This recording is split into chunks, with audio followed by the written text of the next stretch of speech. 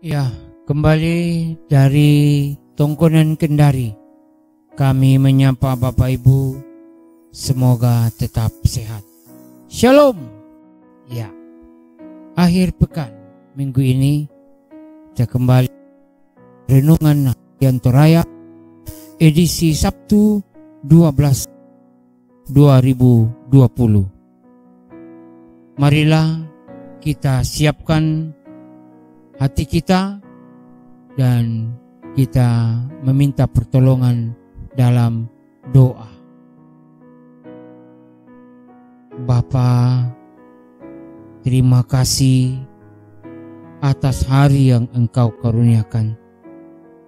Sampai akhir pekan ini Engkau tidak pernah membiarkan kami. Engkau selalu menopang hidup kami dalam menjalani berkat-berkat-Mu. Dan kembali kami mau mendasari akan seluruh kegiatan kami hari ini dalam kebenaran firman-Mu.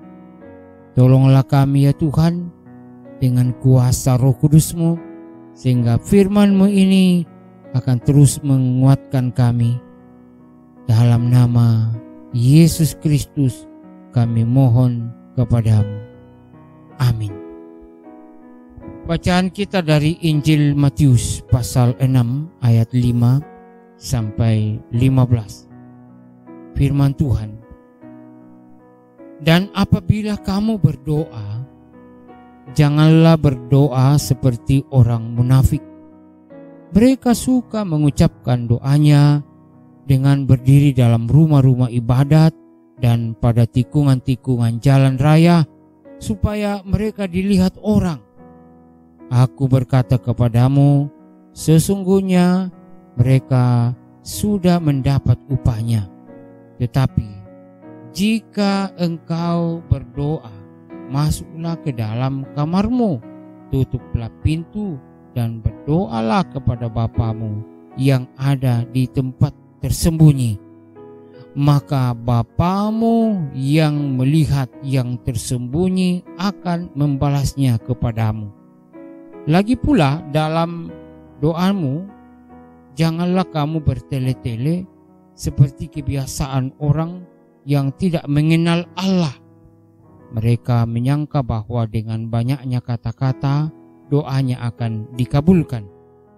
Jadi janganlah kamu seperti mereka, karena Bapamu mengetahui apa yang kamu perlakukan.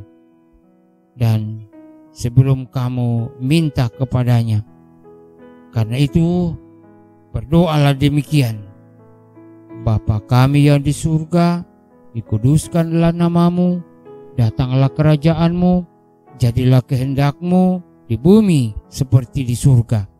Berikanlah kami pada hari ini makanan kami yang secukupnya, dan ampunilah kami akan kesalahan kami, seperti kami juga mengampuni orang yang bersalah kepada kami.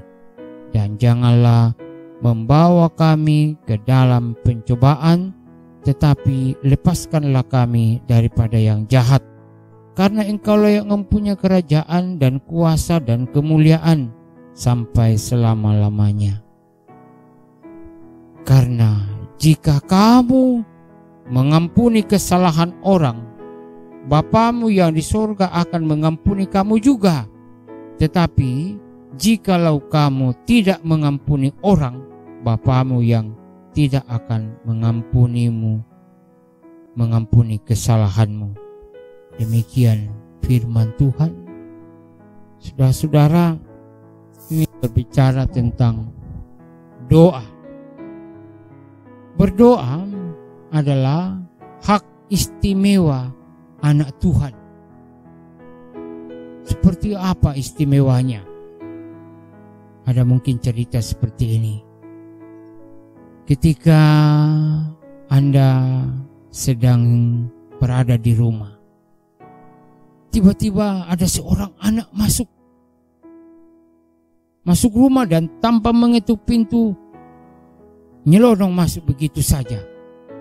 Kira-kira bagaimana tanggapan Bapak Ibu melihat itu?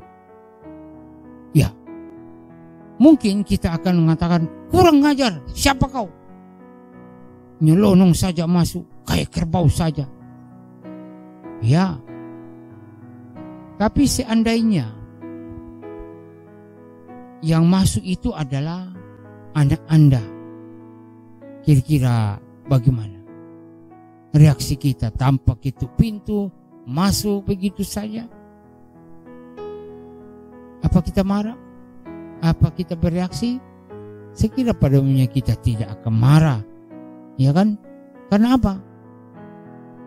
Dia anak kita, ya kan? Anak kita. Itu. Jadi sama halnya dengan ini. Hal berdoa adalah hak istimewa anak Tuhan.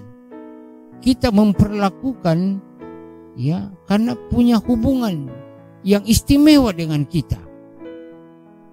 Jadi kalau berdoa itu merupakan hak istimewa bagi kita sebagai anak Tuhan, walaupun demikian masih banyak orang yang masih sulit untuk mengambil waktu berdoa. Selain itu ada juga yang melakukan hanya sebagai rutinitas saja dan belum menjadi doa sebagai sarana atau komunikasi dengan Tuhan.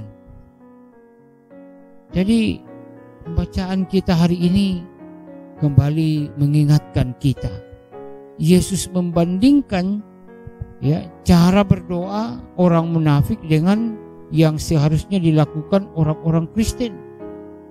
Ya, dalam perikop ini ditekankan bahwa apabila kamu berdoa, janganlah seperti orang munafik yang berdoa agar dilihat orang lain. Sebab ketika seseorang berdoa, ia sedang berbicara langsung, ya, dengan Tuhan tanpa perantaraan. Tanpa perantaraan. Dengan berdoa orang membuka hidupnya di hadapan Tuhan. Karena itu setelah Yesus mengecam apa yang tidak baik dilakukan saat berdoa, dia pun menunjukkan bagaimana seharusnya berdoa. Karena itu berdoalah demikian. Lalu Tuhan Yesus pun mengajarkan doa kepada murid-muridnya. Doa Bapa kami. Doa ini sudah lazim, kita sudah hafal titik komanya. Tapi anehnya juga, ya, ketika kita berdoa biasanya terjadi sepertinya orang berlomba. Kita membaca atau mengucapkan doa Bapa kami, siapa yang paling duluan. Ini kan cukup aneh juga, ya. Jadi kembali di sini, keistimewaan kita sebagai anak Tuhan dalam berdoa ialah bahwa kita dimungkinkan untuk langsung menyampaikan permohonan kita kapan dan di mana saja. Kenapa? Karena kita ini anak Tuhan. Ya. Namun yang paling penting adalah janganlah berdoa seperti orang munafik, melainkan berdoalah dengan rendah hati, dalam ketulusan, dalam kerendahan, sesuai dengan kehendak Tuhan. Haleluya. Amin. Mari berdoa. Bapa Surgawi, entah berapa kali kami gagal melakukan perintah-Mu, teristimewa dalam hal berdoa. Betapa seringnya kami lalai. Dan karena itu, ya Allah, yakinkanlah kami bahwa doa adalah sarana komunikasi tanpa ada perantaraan antara Engkau dengan kami, karena kami adalah anak-anak ketebusan-Mu.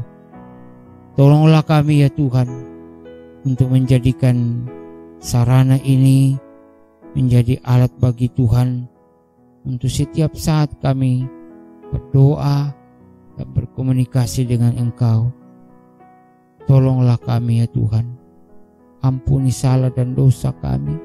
Dengarkan kami yang berdoa.